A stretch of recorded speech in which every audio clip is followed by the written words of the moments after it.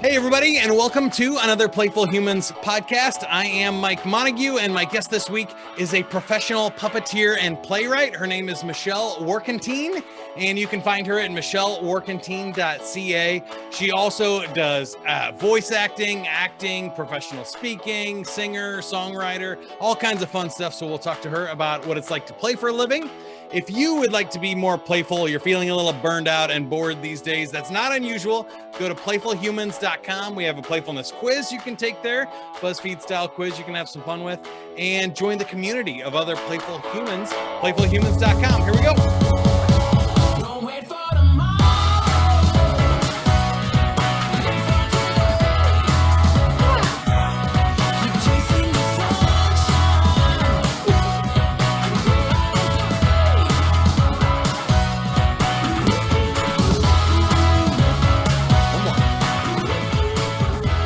Michelle, welcome and nice moves. Thanks for busting those out. We like to start with the joke of the week. The joke of the week is brought to you by Monopoly. Is it wrong that only one company makes Monopoly? Try Monopoly today. Okay, so the joke is, why do golfers bring two pair of pants? Why do golfers always bring two pair of pants? Oh, I have no idea. In case they get a hole in one. Oh, Right. Good one. There you go. All right, welcome, Michelle. So puppeteering, I think, off the bat is awesome. It's fun. It's obviously super playful. But what struck me was it's probably one of those careers that's actually easier during the pandemic if you can get gigs, because there's a lot less stage setup and stuff that you can do. Like, you can pull it off on Zoom a lot easier than other professions. Have you found that to be true? Well, maybe. I haven't done much puppeteering on Zoom. Actually, I found COVID very, very hard. A lot of my work stopped. Yeah. But what I did do when everything started up last, when it got kind of worse in May and April, I found that maybe I could use the puppets to cheer people up during COVID. So at that time, I did. And so I did a number, I don't know, over 100 personal messages for people. So kids that were having birthday parties or retirement parties. And so I used it actually at a service at that time instead of work. So that's what I've done mostly during COVID is to be of service with the puppetry, to kind of bring a smile on people's face when things are really kind of tough. And as a reminder to play. I saw that and I thought that was a really cool idea. Are you familiar with the Cameo website? No. Oh, well, you should check it out and probably even list yourself or your characters on there. But Cameo has one where you can go to celebrities and you can pay like $100 to have a famous athlete or somebody say wish happy birthday to somebody or something like that.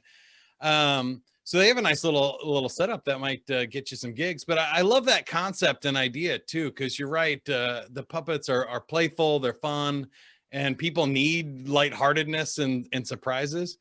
Another idea I thought would be funny for you is they had a service where you could put a llama into your call, or like other people into the Zoom call. So you just you don't tell other people, you just forward the link to the Zoom call to the people that have like the farms, and they will just pop in a llama like right in the middle of your Zoom call. Very fun. Yeah, they had people rickrolling people and stuff too, but it would be awesome to just show up as the puppet on Zoom and have the meeting. so much playfulness out there. And I had a chance when we did the videos at the TV station, did a little blog on it, and I was able to see some of the reactions of the kids. And so that was because we missed a live audience. You know, that's the whole thing, to be able to work out the energy of a live audience. So to be able to see them open a little video and be really happy about it and jump up, that was wonderful. Wonderful. That is super cool. And it is one of the hard parts of doing virtual events. And then I did radio too. And when you just can't see the audience at all, it's not as much fun, especially when you have a really good joke or something, right? But I've gotten used to it. So tell me about how you got started, because I think puppeteering for me is one that's really cool. I think we all see it as kids, right? And we fall in love with it. Okay. And but then most people kind of drop off. So did you go and like do a regular career and get back into it, or was this always like a lifelong passion for you? No, it came later on. Actually, my family lived in Indonesia for 3 years. And when we moved back, I'd been in theater at that point in Indonesia, and we were in New York for a little bit, done some theater there as well. When I moved back to Calgary, I thought, what am I going to do to get into theater? I know it's going to take a long time to break in. And I saw a little ad for volunteers for Kids on the Block, which was going in and teaching grade twos about kids with disabilities. And so I remember the first time going in, and they had these huge big puppets. Oh, so wonderful, but they were so much fun. They were so much fun. And so I volunteered for 3 years. I thought, you know what, I really like this. Maybe I could do something with it. And so I worked with another puppeteer in town. And then I started writing my own scripts and figuring out where I could go and building some of my own characters and getting my own puppets. And so the career just kind of started, and it's changed a lot since then. But I started working with a lot of children with disabilities, got work with that. Kids in foster homes, went from other schools to working on the Block Parent Program, to a lot. So working and doing great big audience of children using the puppets, and a lot of other kind of fun stuff on the way. But it has changed the last 3 years. I really wanted to use it as a way to message the older generation, or even the grandparents, and to be able to have them use them as a catalyst to teach new things or talk about challenges that are going on now. So it's taken on a little bit of a serious work, along with fun and improv along the way. So it keeps changing and morphing. And I find that I'm much more, I don't know, I love the spirit of the puppets. To me, they become much more part of me and more real. And I'm very, very respectful of who they are and the knowledge that they share. So I think it will continue to morph. I have a show this year coming out. Hopefully the Fringe will go and we'll come out to the Fringe, and we have a really fun show this year for that, using the puppets in a whole different way I haven't. And I think I do about 5 different characters. So very, very fun. So it keeps changing and growing as I kind of pay attention to what's going on, in our culture and what's being needed. And right now, I think it's that joyfulness and fun because everything is so heavy. So It's always interesting to see where it's going to take you. Well, and then I was going to ask you about that, because I think puppeteering has an interesting place in psychology for humans, because they're really easy to personify and feel like they're real for you, and especially children, but even adults, you can relate and see their personality and stuff. But at the same time, they're not human, or they can exhibit traits that are not human. So I know a lot of things, like you said, with disabilities are great. Diversity is great. And then I saw on your website talking about these life stages. So what do you think is the magic of the psychological base of puppets? Well, right now I'll share with you the one. Life Stages Theater was to promote, or built to promote, our first show, which was on a family struggling with dementia. And what I was able to use in the puppet became the disease of dementia. So I could separate the person who was struggling from the disease, because often we see them both as one, or we get frustrated and angry because our loved one can't understand what's going on. As much as we love them, it's difficult. So I thought, if I could use the puppet to separate that.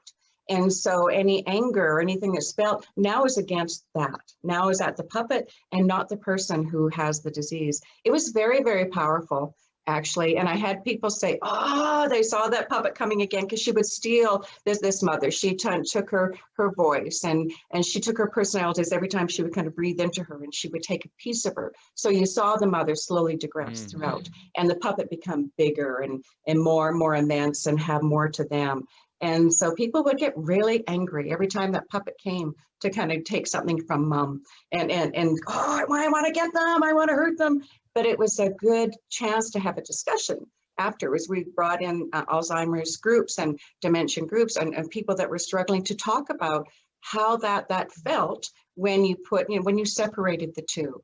And it was a really interesting experiment. And I think for people to kind of took into themselves and, yeah, that's how I felt, and I feel better now that I understand that I'm able to. So I think there's lots of different ways that we can go, and to be able to open discussion was the main thing. Let's open and talk about it, to know that you're not alone. So we're doing it in a playful way, but at the same time very, very deep and engaging to get to, and there were a lot of tears, and for people to kind of go down and say, oh, and who would have thought a puppet could do that? So I think it's lots of aspects, that can be used. It does sound deep and like a lot of things there. So I love what you said about the separation. I think that's part of the magic for sure. And then the playfulness. Can you talk more about why the playfulness on these heavy subjects is important? Well, and I think like anything in life, we need to find a sense of humor. We need to find, well, that's why we play. It's right. It's why we play, to be able to sit back no matter what things are going on. It just kind of lightens the load. And I think, and it allows us to be in the moment. And anybody who plays know there's nothing better than play. That when I'm in the moment and I'm just playing there, I can't be thinking about what's going to go on tomorrow or the next little bit. And that is just kind of a relief. It just kind of lets you go for a little bit. I had brought one puppet into a woman that was actually, I'd worked with her about 4 months in palliative. She was on her deathbed, and she was very, very ill. And I did bring in this one grandmother puppet that I have, and she just, her eyes lit up. Oh my gosh, she was so excited. We had her talking about chasing the single guys that still might be down the hall. But within that really tough moment, times, or she doesn't, who knows how many breaths she had left, that she was in the moment with the joy of being with this being she couldn't quite understand, but made her smile and made her feel good. And I thought that was so precious and very, very telling. So I think, the power is being in the moment, which is what play really, really does. And it does, it releases. We get that chance to kind of exhale for a little bit. I like that presence, of being in the moment is really what the magic of play is for me, because whether it's sports or hiking or something else, when you get in that zone, that flow state, or even just playing board games with your family or something, and time and other intentions drop away, that's a really magical thing for humans, because we get so worked up on what's next all the time that being present is a powerful thing for everybody. It is. I mean, you think back when we were kids, all the things that we did, and when we played. I mean, I'm really absolutely no different as a grandmother than I probably was as a little girl, and making stories and being playful, and you just kind of went with the flow. There was no, it's got to look like this. When when it's done, you kind of played and just enjoyed being in that moment. And I think it's so easy when everything is so heavy these days to take that time, whatever that play is for you. And for me, it breaks the barriers down like right away. And do you encourage other people to like make their own puppets or use puppets to find their voice, or is that really not part of what you've done so far? I've worked with people given the workshops to help them find their voices and play with puppets, and I've done a lot of that. I probably would encourage people the most to whatever is creative to themselves, to create whatever it is that calls to them, and not to attach, like I was just said, anything to the outcome of it. I think you just get something and you just kind of dive in. And especially new people or not new people, but when it doesn't matter how old you are, but starting a new project, often there's, I want it done by this certain time and it needs to look like this. And if it doesn't, you're going along and all of a sudden you hit a wall. It's no different than writing a play and, this is awful, I'm not going to do it. To encourage just to keep going. And just to create, just let go of all the outcome, because that's when all the creativity happens. It just begins. You just start talking, and I actually have somebody here who wants to talk to you about that. They just want to talk. I think I mentioned her. I think her name I think it's Granny. I think she's kind of over here, and she's kind of waking up. Hold on a second. Hold on. You want to talk to Mike? Oh, I do. Oh, hey, Franny. Well, hello there, Mike. Oh, it's good to see you. Good to see you. It's great to have you on the podcast for sure. I'm on a podcast? Oh my gosh. I don't look too bad. Oh. No. So, Franny, what do you do for fun? How do you play? Oh, I do a lot of things. I like to go out, on the street and just wave at people. Hello. How you doing? Have a good day. They don't expect me, They like you, Mike. Well, maybe you could answer some questions for me. Like, are you free on Friday? Uh, hello. Yeah, I'm married, Franny. Oh, darn. All the good ones. Yeah, well, I'm always looking if you know anybody, that wants to like roller skate or that likes ice cream. Yeah, I Oh, won't get too close in COVID. I'll keep my distance. that's important for sure until you get vaccinated. Yeah. Oh, I have my vaccine already. Oh, I'm good. Yeah. good. See, then you just need to find another guy that's been vaccinated, and you're good to go. Yeah, I'm sure they're out there. Have to have a vaccine. Oh, yeah, and then we can really play. Oh, dear, I think you better what? Time to go. No. That's awesome. Thank you, Michelle. And I wanted to ask you what you do for fun and how you got into the arts. Did you have like a play role model, or was there something you saw in it that was interesting for you? Or tell me about how you like to play outside of No, this and I work. did. Actually, no, I didn't. When when I was young, I was saying I would like to sing and kind of, we do little stories with my friends, but it kind of went on the wayside for a long time. I was an aerobic instructor for many Nice. for many years, so used to being on stage. But I always felt this calling to write and to act, and I was not happy doing the aerobics, and I felt that I wanted to. Well, I really wanted to sing. Sing was the first songs and was the first thing I wanted to do. And I thought, where can I sing? Where can I sing? And I ended up getting to a little show in Calgary, met some people, and got into a theater company from them. So started with musicals, and we did that, and I loved it. And like puppets would come later. So I started in musical theater. Then we moved to New York. I was able to study in a little Wow. college there, and I got into a little theater company in New York and did some plays.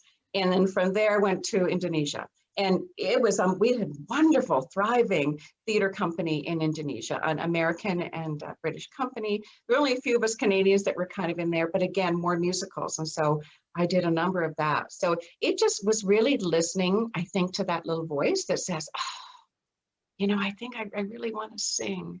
And I was so nervous in the first time I did it. I remember I just sing for my brother's wedding. I thought, oh, I can't do that. I'm too scared and I'm going to be awful. Oh, And wow. I think I just kind of jump in. And I think same with publics, with the speaking and I'm too scared to do it.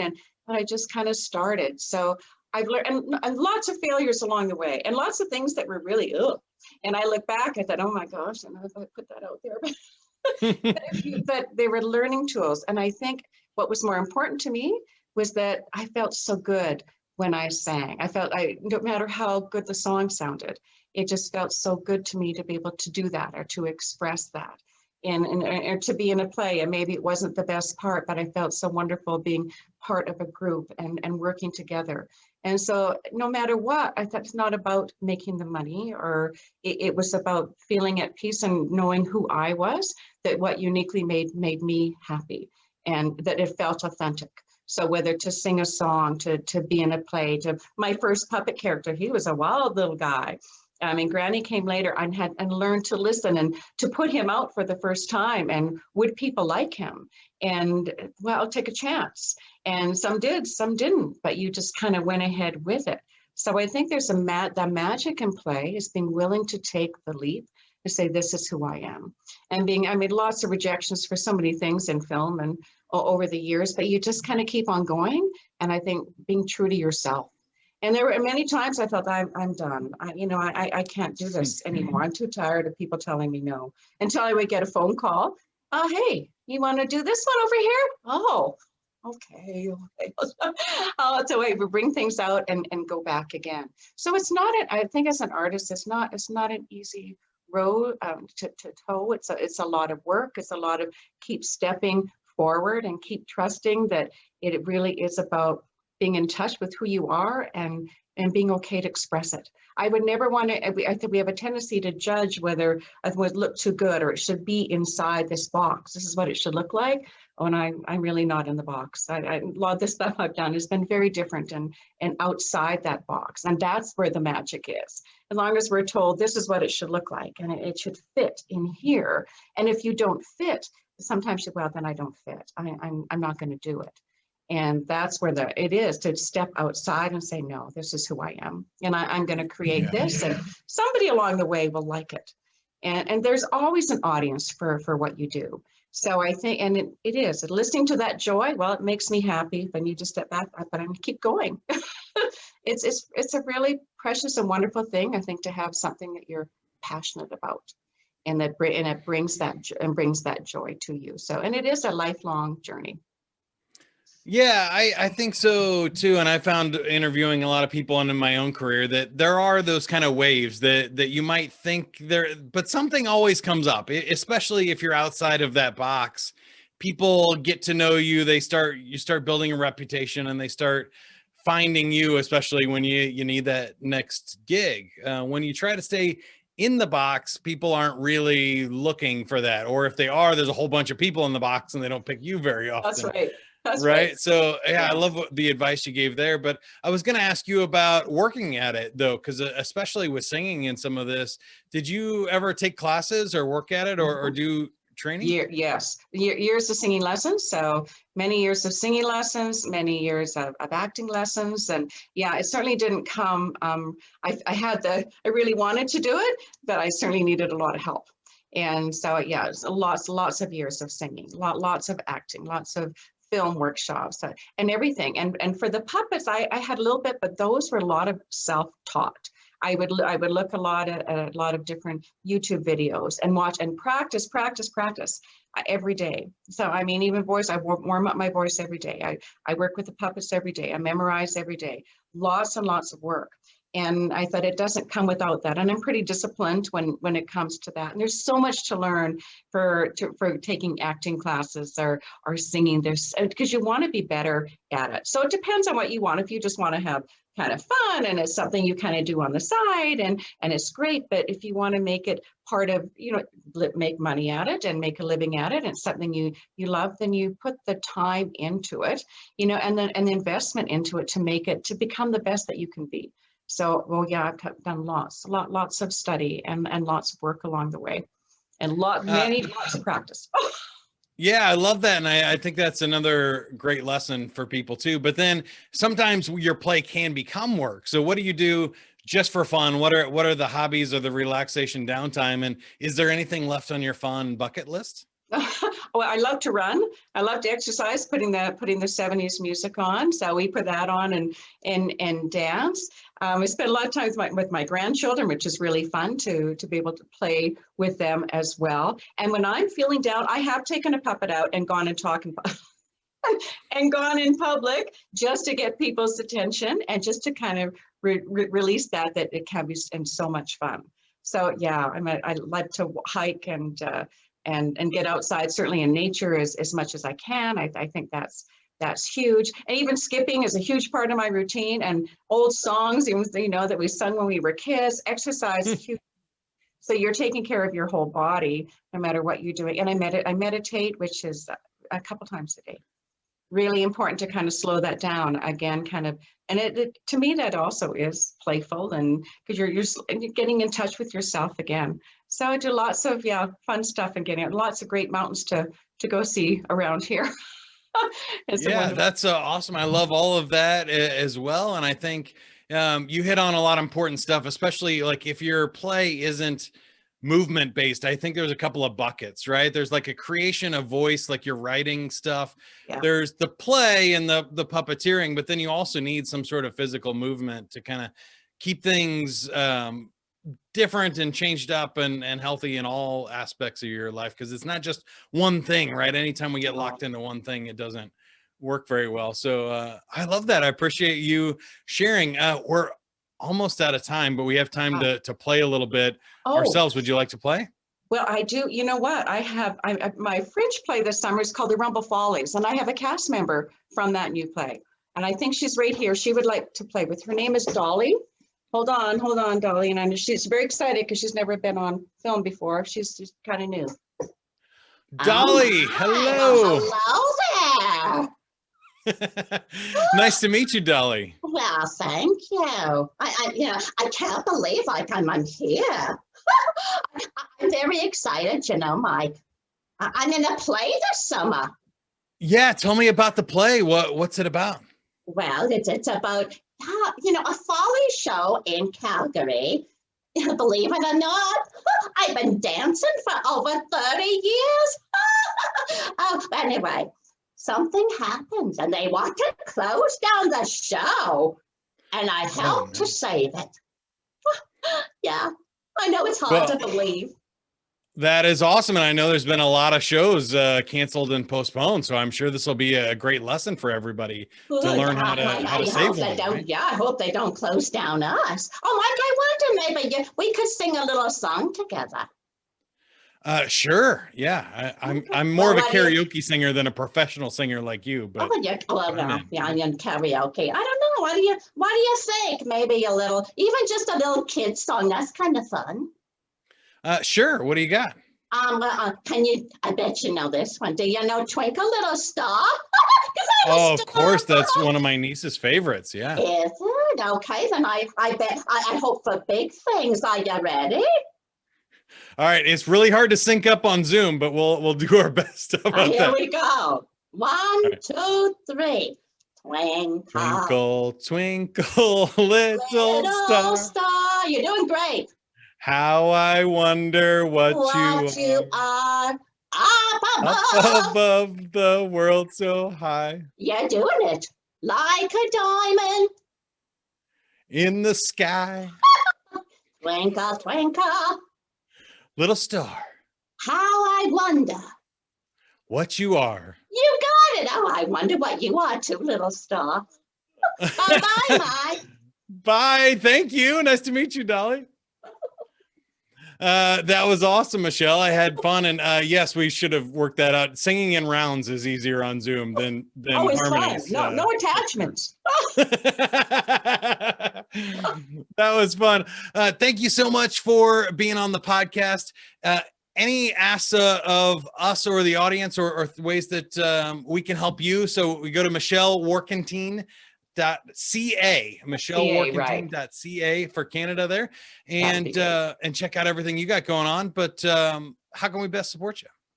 Oh, well, I think just by coming to the website, and I'm going to check out the things that you told me to look at earlier and see if we can do something. I think just, supporting me by you yourself going out and playing and trying something different. I would ask the audience to, take a chance, whether there's a little, it doesn't have to be a puppet, but to try something, to put a voice to something and have that little conversation and just start playing. To me, that would be a service to themselves and just the world out there, is just continue to play and risk.